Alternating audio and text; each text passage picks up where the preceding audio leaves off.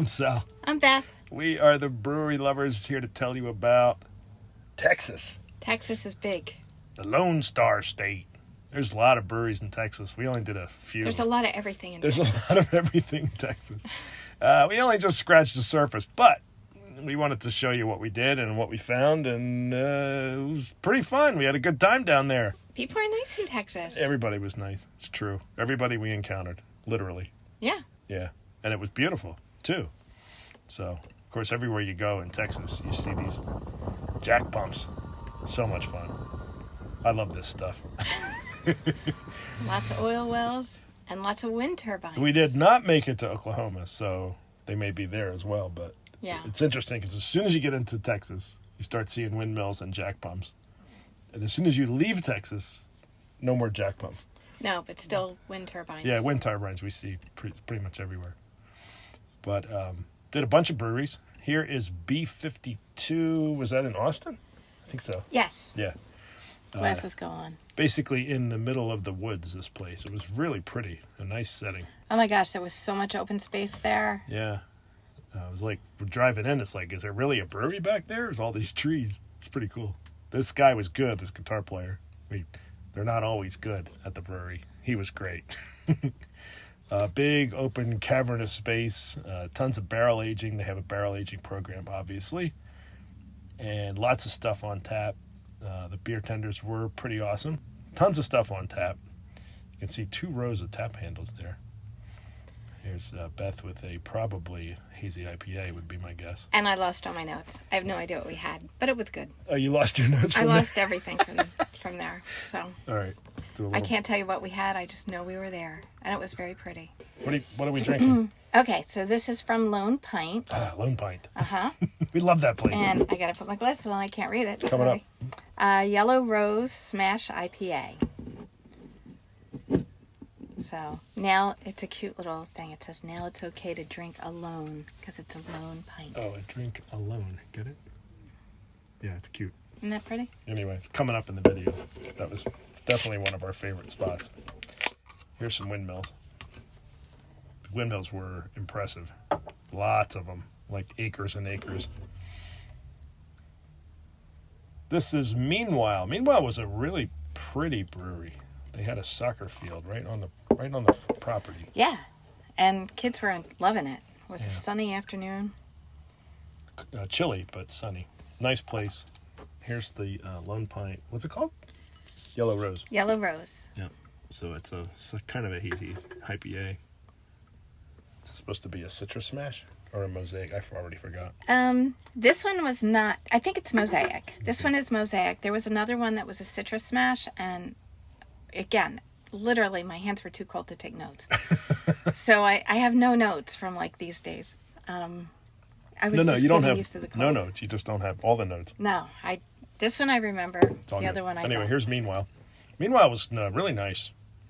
Just like a really nice, clean, sleek, well laid out, well decorated brewery. Big outdoor space here for live music, I'm assuming. Tons of stuff on tap. Nice bar. Look at these banquettes. It was just really pretty. It was a pretty place. We don't know exactly what we had. Nope. Probably IPAs. I would be willing to bet there were some IPAs involved. Just a nice place. Also in Austin.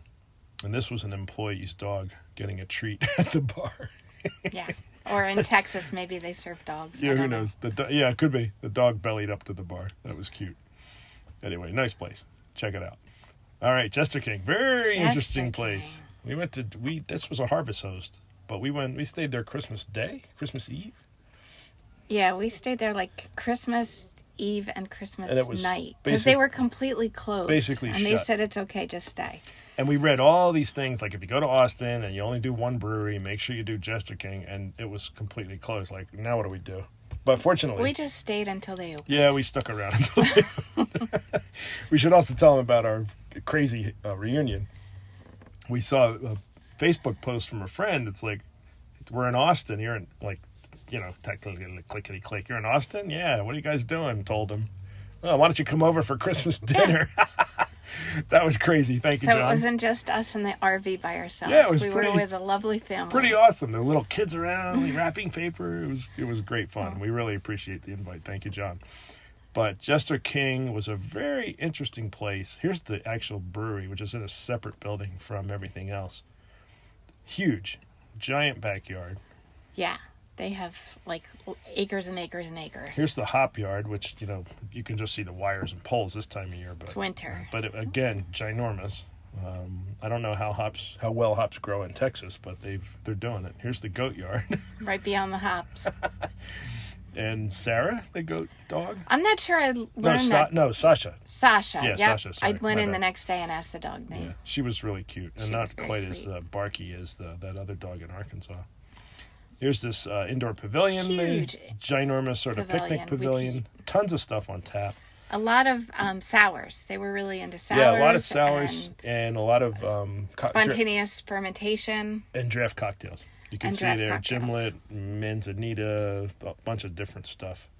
The sours were good. Everything was good. Let's see, what do we do here? And we had Oh, here's the Magical Singers.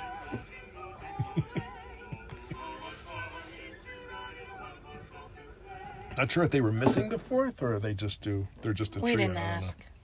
But really good. We had a Pilsner, Munich Kells. They had Brave Noise, which whenever I see Brave Noise, Yeah. I got to grab one. We always support Brave Noise when we So- see it. And we had a barrel-aged sour on beets. On beets, yeah. Yeah, that was really pretty. Pretty beer. And a barrel-aged sour on blueberries, and it was the blueberry one that was kind of pink. They were both The beet one excellent. was all was the pretty amber. and a Munich House and a Pilsner. All the They all were the all awesome. beers were really good, right down the middle. So it's a little bit out of the way, but if you're in the area of Austin, like it's a go-to. and not only great beer, but just a drop dead gorgeous space with all these little, picnic groves, and there was picnic groves in the back that we discovered by accident. The place is ginormous. All kinds of stuff going on Yeah, there. it's a really, really nice place to hang. Here's a gas vent here. You got to see, there's always petroleum going on in Texas. Gas equipment there, I guess. All right, here's the tumbling tumbleweeds at Oswald's Winery. This was a harvest hose. There's Bleep there getting the tumbleweed treatment. Here's Julian in the tasting room with all this Polish porcelain. It was really interesting. Yes. The one of the owners of the winery, no beer here, by the way. We actually did drink wine. We drank We wine. did. I think there's a picture of me drinking wine and carrying a purse. Two things you almost never There you ever go. see. There you go. I'll tell you what, the wine was superb. All of them. I know we had them. We think. I don't know anything about wine. Yeah, we know enough. Yeah, they were really good. A couple of whites, a couple of reds, and they were right down the middle. Really nice sunset as well. 260 acres so that they can grow 46 acres of grapes. But they also had cattle, and Wait, do those numbers again. How many acres? it was 260 acres Right. of the entire farm. 46 acres of grapes. The reason there's such a dichotomy there is you have to buy enough land to get the water you need for whatever it is you're doing. Because there isn't that much water under the ground there. It's pretty dry. So you need a lot of land. If you need water for 50 acres, basically you have to buy 200 to have enough. Exactly. That's how Julian explained it to us. It's a ratio. Yep. This is Live Oak. Really liked Live Oak. Also a really beautiful place, and the beer was really solid, right down the middle. Big tasting room, lots of glass. Couldn't really see the brewery. That was my only complaint about Live Oak. You could see it from outside, but you can't barely see it at all from the tasting room. But that probably doesn't bother most people. No, Most people that's probably us. don't care about that. We're just, we're nerds about stainless tanks. Lots of live edge wood. Yeah. Yeah. So pretty. Taps were pretty. They had a couple side pulls because they had some German styles. Beer tender And was smoked. smoked. Yeah, We had 2 smoked beers there. beer tender was awesome. He was great. He really knew his stuff, and he was really helpful. What did we like there? Well, they had one called Smocktoberfest. That was a smoked Marzen. And, Oh yeah, smoked Oktoberfest. That was really good. and then the smoked, you're going to have to say the Polish one. Oh, Right? It's Polish, right? Grodzicki. Yeah. Yeah. Grodzicki, something like that. Yeah, Grodzicki is a Polish style. It's kind of it's a very, very old style that went completely by the wayside and almost disappeared and went extinct, and then it was resurrected. And it's been making a comeback since the 90s, and you see it around in little microbreweries. It's kind of like a smoked Helles or a smoked Kolsch almost. So it's a light beer. It's pretty low in alcohol. It's real easy to drink, but it's got that little bit of smoke campfire. It's really nice. We did you'll learn more about that. Stay tuned. Cool place. They also had a full 18 holes of disc golf. Yes, they did. And watch this. Look at this one. Doink. Yeah, it was from about 12 feet. Yeah. We always save our favorite for last. This is Lone Pint. What a crazy, awesome brewery this was. First of all, it was like 10 degrees below zero when we went there. It's in Magnolia, Texas. We called.